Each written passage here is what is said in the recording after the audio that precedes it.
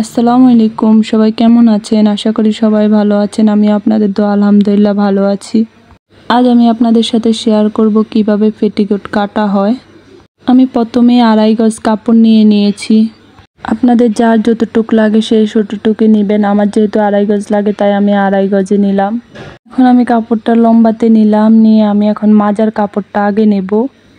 মাজার কাপড়টা আগে নেব দেখে আমি 1 দোত করে নিচ্ছি, আপনারাও 1 দোত করে নেবেন।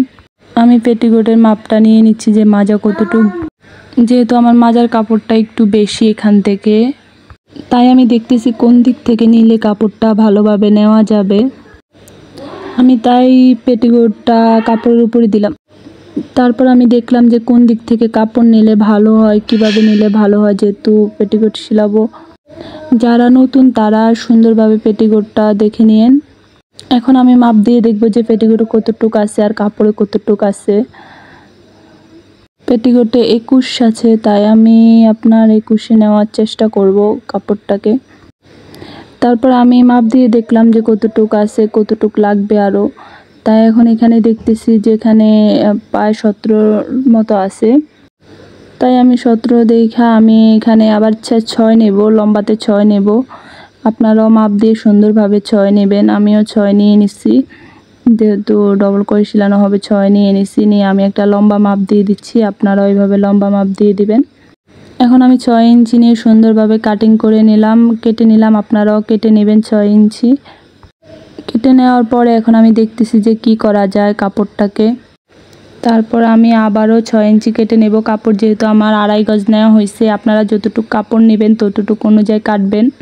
যারা চিকন তাদের এই কতটুকু হয়ে যাবে, আর যারা একটু স্বাস্থ্যবান বা মোটা তাদের একটু বেশি লাগবে। তাই আমি আবারও এটার উপরে পেলে 6 ইঞ্চি কেটে নিলাম। যেহেতু আমার পুরোটা লাগবে না, তারপর আমি পুরোটা কেটে নিলাম, যদি পরবর্তীতে কিছু করা যায় দেখি। এবার আমি সুন্দরভাবে কাপড়টাকে ভাঁজ করে নেব। আপনারাও এইভাবে কাপড়টাকে ভাঁজ করে নেবেন সুন্দরভাবে। যেহেতু আমি প্রথমে এই কাপড়টাকে 1 দোত করে কেটে নিচ্ছি, তাই আমি এখন 4 দোত করব। আপনারাও দেখেন কিভাবে 4 দোত করে সমান করে নিতে হবে কাপড়টা কোনো দিকে যেন না থাকে, সমান করে নিতে হবে। দেখেন আমি কিভাবে সমান করে নিচ্ছি কাপড়টাকে। তারপর আমি 4 দোত করে নিলাম। এই যে দেখুন আমি সমান করে নিচ্ছি, যাতে কাপড়ে কোনো সমস্যা না হয় চারিদিক থেকেই। অনেক কাপড় দেখা যায় বেটারা কাটতে গেলে একটু 19-20 করে দেয়, আপনি নিচে দিয়ে কেটে সমান করে নেবেন। আর যারা লম্বা তাদের কিন্তু 2.5 গজে ভালো হবে কাপড়ে। 2.5 গজ নিলে পেটিকোট সুন্দরভাবে হবে। তো আমি এখন পেটিকোটটা ফালাই দেখতেছি যে ওটা লম্বা কতটুক আছে, কাপড়ে লম্বা কতটুক আছে, এটা কতটুক আছে। তো আমি এবার পিতা দিয়ে মেপে নেব যে কতটুক লম্বা আছে। ঠিক আছে, তো আমি অতটুকু লম্বা নিয়ে নেব।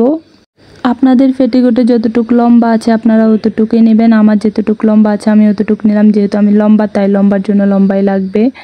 এখান থেকে আমি কোরের জন্য কাপড় নিয়ে নেব। এখান থেকে আমি কোরের জন্য 3 ইঞ্চি নিয়ে নেব।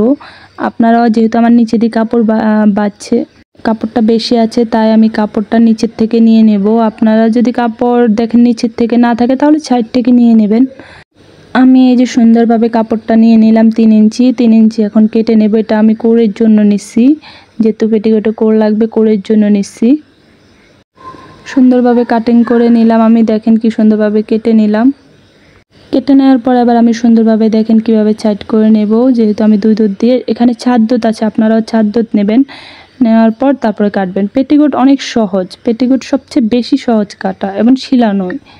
এখন আমি দেখে নেব আমার পেটিকোট আমি কত নিয়েছি। তাই আমি আমার পেটিকোট থেকে এবার মাপ দিয়ে দেখব যে আমি কতটুক নিয়েছি আগেরটায়, কারণ সব সময় তো মনে থাকে না। তাই আমি মাপ দিয়ে দেখলাম যে কতটুকু নিয়েছি। যেহেতু 6 ইঞ্চি আছে, তো আমি এখন 2 সাইড থেকেই 6 ইঞ্চি করে নেব। এই যেই সাইডে দেখুন 6 ইঞ্চি আছে, আমি এখানে এখন সুন্দরভাবে চক দিয়ে দাগ দিয়ে নেব। আপনারাও এইভাবে চক দিয়ে দাগ দিয়ে নেবেন, তাহলে আর কোনো সমস্যা হবে না। আমি 6 ইঞ্চি এদিক থেকে নেব।